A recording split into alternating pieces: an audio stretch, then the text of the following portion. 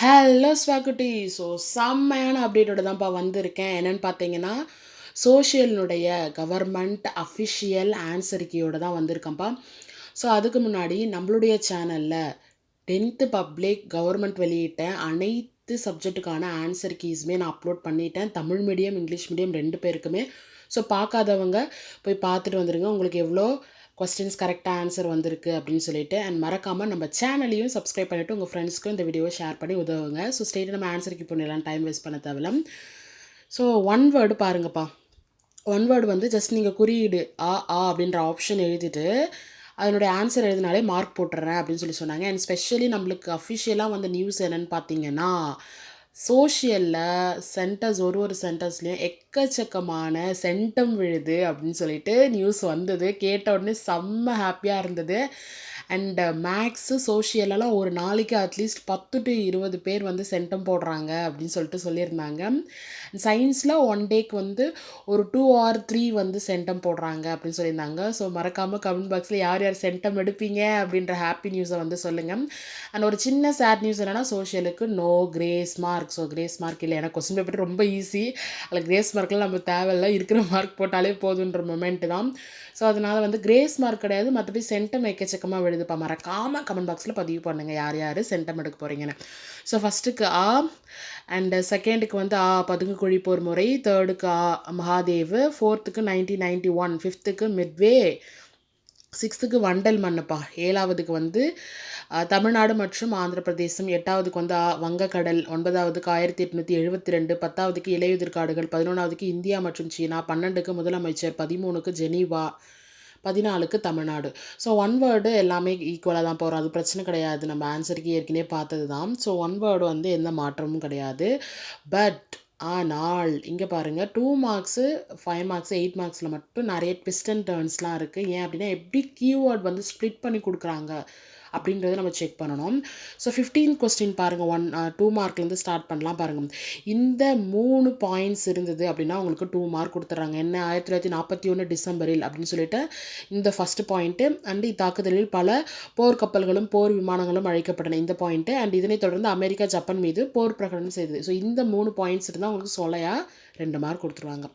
So அதுக்கப்புறம் 16th question பாருங்கப்பா. திருநெல்வேலியிலும் தூத்துக்குடியிலும் 100 பாலை தொழிலாளர்களை அணிதிரட்டுவதில் வஉசி சுப்பிரமணி சிவாவின் தோளோடு தோள் நின்றார். ஸோ வந்து இது மாதிரி 4 பாயிண்ட்ஸ் நீங்கள் எழுதினீங்கன்னா ஒரு பாயிண்ட்டுக்கு ஆஃப் மார்க்னு 4 பாயிண்ட்ஸ்க்கு 2 மார்க் கொடுக்குறாங்கப்பா. சரிங்களா? அப்போ வந்து என்ன கீவேர்டுன்னு சொல்லிட்டு பார்த்துக்கோங்க, ஜூம் பண்ணி கூட காமிக்கிறேன். ஸோ அதுக்கப்புறம் பாருங்கள், 17ஆவது டாலர் ஏகாதிபத்தியம்னா என்னன்னு கேட்டிருக்காங்க.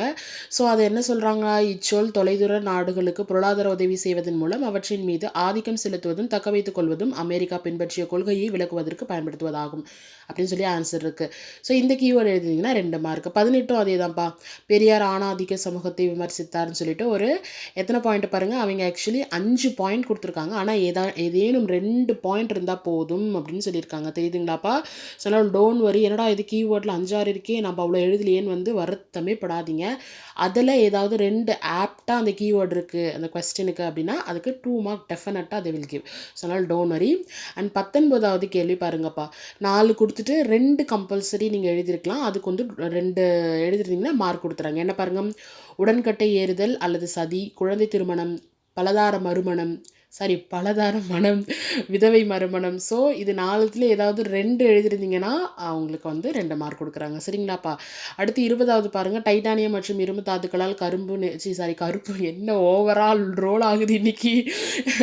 டைட்டானியம் மற்றும் இரும்பு தாதுக்களால் கருப்பு நிறமாக உள்ளது கால்சியம், மேக்னீசியம். ஸோ இந்த கொஸ்டினுக்கு நீங்கள் எழுதிருக்கீங்களா அப்படின்னு சொல்லிட்டு பார்த்துட்டு செக் பண்ணிக்கோங்க. இதுக்கு 2 மார்க்கு.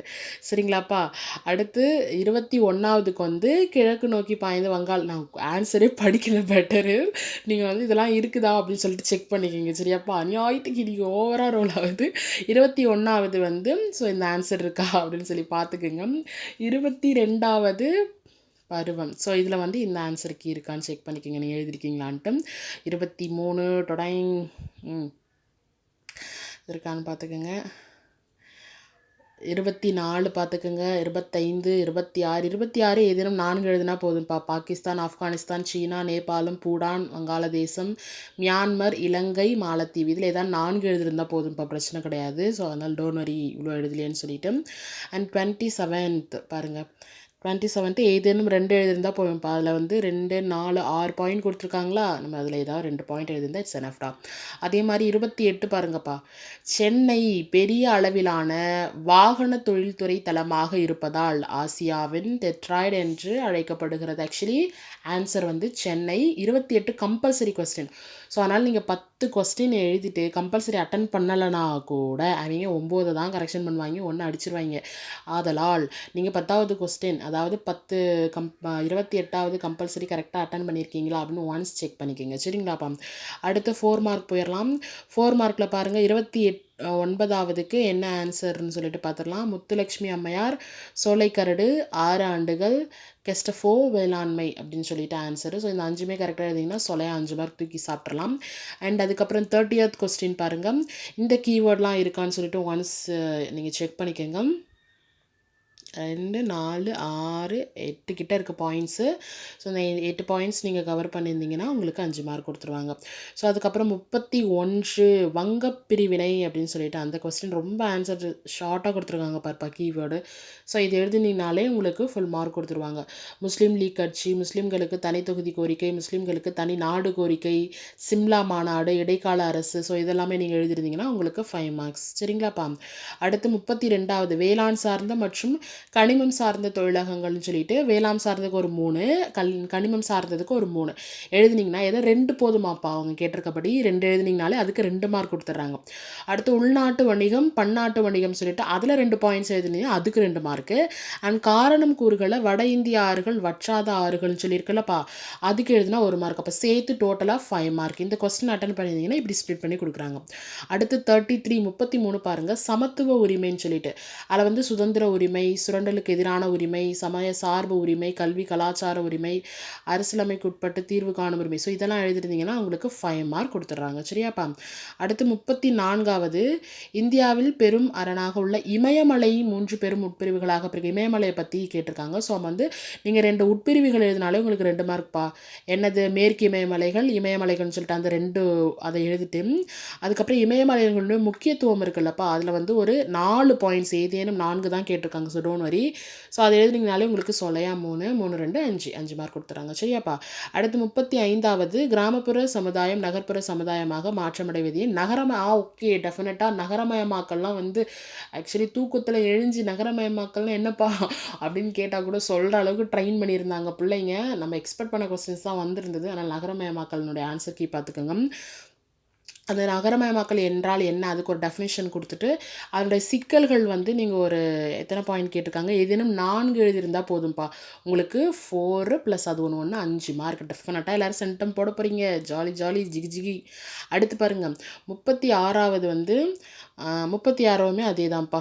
2, 4, 6 பாயிண்ட்ஸ் இருக்குது. அந்த 6 பாயிண்ட்ஸ் நீங்கள் கவர் பண்ணியிருந்தீங்களா, 3, 2 அப்படி கொடுக்குறாங்க. சரிங்களாப்பா.